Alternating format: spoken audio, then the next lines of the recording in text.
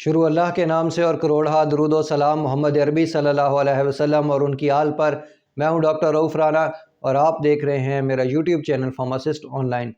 کوئسٹا عمومی طور پر خوف، ڈپریشن، ٹینشن، پریشانی کی کیفیت کے اندر استعمال کروائی جاتی ہے۔ یہ کس طریقے سے ان کیفیت کو اوور کم کرتی ہے، جسم پر کس طریقے سے اثر انداز ہوتی ہے، اس کی سٹارٹنگ ڈوز کیا ہوتی ہے اور اس کے ممکنہ سائیڈ ایفیکٹس کیا کیا ہیں، اس دوا کا استعمال کن کیفیت کے اندر روک دینا چاہیے اور کس طریقے سے اس دوا کا استعمال روکنا چاہیے، یہ تمام معلومات آج کی اس ویڈیو میں شامل ہے۔ اس سے پہلے کہ اگر آپ نے ہمارا یہ چینل سبسکرائب نہیں کیا تو براہ کرم اس کو سبسکرائب کر لیجئے تاکہ ہمارے آنے والی تمام ویڈیوز تواتر کے ساتھ آپ کو ملتی رہیں۔ کوئسٹا کے اندر جو ایکٹیو انگریڈینٹ جو سالٹ پایا جاتا ہے اس کو اسٹیلوپرام کہتے ہیں۔ یہ 5 mg، 10 mg اور 20 mg کی ٹیبلٹ فارم کے اندر دستیاب ہوتا ہے۔ ہمارے جسم کے اندر، دماغ کے اندر نیورونز کے درمیان ایک گیپ ہوتا ہے اور دماغ ایک کیمیکل سیروٹن کے نامی کیمیکل ریلیز کرتا ہے، وہ ان گیپس کے اندر آ کے رک جاتا ہے اور انسان کی جو کیفیت ہے، ذہنی کیفیت، وہ بہتر رہتی ہے اور وہ ٹینشن اور ڈپریشن کا شکار نہیں ہوتا۔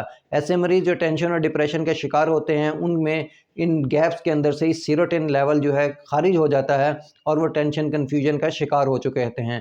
اسٹیلوپرام اس جو سیروٹن کا جو اس گیپ کے اندر سٹے ہوتا ہے وہ زیادہ کر دیتا ہے اور ری اپٹیک اس کا نہیں ہوتا ہے، اسی لیے ہم اس کو سیروٹن ری اپٹیک انہیبیٹر بھی کہتے ہیں۔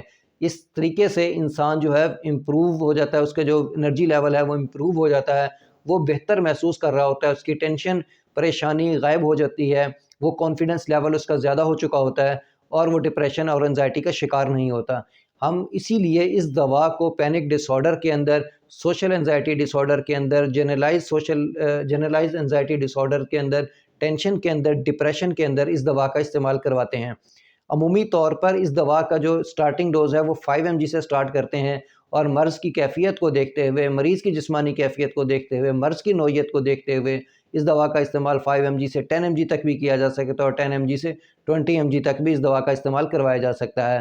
ایسے مریض جو جگر کے عارضے میں مبتلا ہوتے ہیں ان میں 10 mg سے زیادہ اس دوا کا استعمال نہیں کروایا جاتا، اور ایسے مریض جو رینل ڈس فنکشن کا شکار ہوتے ہیں، گردوں کے مسائل کا شکار ہوتے ہیں، پیشاب کے مسائل کا شکار ہوتے ہیں، ان میں اس دوا کا استعمال کرنے میں کوئی سائیڈ ایفیکٹس نہیں ہوتے، وہ مطلوبہ مقدار جو ہے وہ کھا سکتے ہیں۔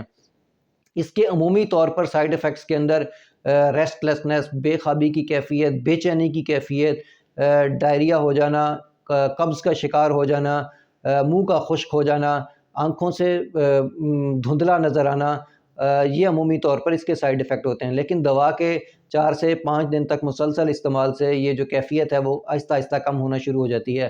کچھ مریضوں کو محسوس ہوتا ہے کہ ان کے دل کی دھڑکن جو ہے وہ بے ترتیب ہو گئی یا تیز ہو گئی ہے۔ اگر ایسے آپ کو محسوس ہو اور 4 سے 5 دن تک مسلسل دوا کے استعمال سے یہ کیفیت برقرار رہے تو ڈاکٹر سے رابطہ کرنا چاہیے تاکہ ڈاکٹر آپ کو اس دوا کا کوئی آلٹرنیٹ دے سکے۔ سیکسول جو ہے اس کے سائیڈ ایفیکٹس کے اندر لاس آف لبیڈو بھی بعض لوگوں میں دیکھی گئی، شہوت کی کمی یا انزال کا وقت جو ہے اس میں زیادہ بھی دیر ہو سکتی ہے۔ اس کی اوور ڈوز سے سویٹنگ ہو سکتی ہے، وومٹنگ ہو سکتی ہے، انسان کومے میں جا سکتا ہے اور کنفیوژن کا شکار ہو سکتا ہے۔ یہ اس وقت ہوتا ہے جب آپ نے اپنی مطلوبہ مقدار سے 6 یا 7 گنا زیادہ دوا کا استعمال کر لیا ہے۔ یہ دوا جسم میں کھانے کے بعد جذب ہو جاتی ہے اور تقریباً 12 سے لے کے 21 گھنٹے کے اندر جسم کے تمام حصوں کے اندر ڈسٹریبیوٹ ہو جاتی ہے۔ یہ دوا جسم سے پیشاب کے راستے خارج ہوتی ہے اور 30 گھنٹے بعد تمام دوا جسم سے خارج ہو چکی ہوتی ہے۔ اگر شوگر کے مریضوں میں اس دوا کا استعمال کروایا جائے تو بہتر نتائج ملتے ہیں۔ شوگر کے مریض جو پہلے ڈپریشن یا پریشانی کا شکار ہوتے ہیں، اگر ان میں اس دوا کا استعمال کروایا جائے تو شوگر کو کنٹرول کرنے میں معاون ثابت ہوتے ہیں، شوگر بہتر انداز سے کنٹرول ہو سکتی ہے کیونکہ ان کی ڈپریشن یا ٹینشن ختم ہو جاتی ہے۔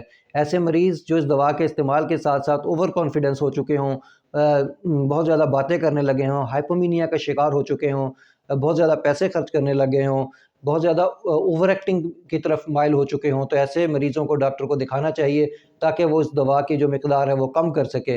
اس دوا کا استعمال خود سے کم نہیں کرنا چاہیے یا ترک نہیں کرنا چاہیے، ڈاکٹر اس دوا کو کے مشورے سے اس دوا کا استعمال ترک کرنا چاہیے، کیونکہ ڈاکٹر رفتہ رفتہ اس دوا کو کم کرتے کرتے اس دوا کا استعمال روکے گا۔ اگر اس دوا کا استعمال فوری طور پر روک دیا جائے تو پرانی سمٹم نہ صرف واپس آ سکتی ہیں بلکہ بعض اوقات شدت کے ساتھ آ سکتی ہیں۔ تو اس لیے صرف ڈاکٹر کے مشورے یا اپنے فارماسسٹ کے مشورے کے ساتھ ہی اس دوا کا استعمال ترک کرنا چاہیے۔ مجھے امید ہے کہ میری یہ ویڈیو آپ کو پسند آئی ہوگی۔ اگر پسند آئے تو اسے لائک اور شیئر ضرور کیجیے گا۔ اللہ آپ کو اور آپ کے تمام اہل خانہ کو صحت والی زندگی عطا کرے۔ اللہ حافظ۔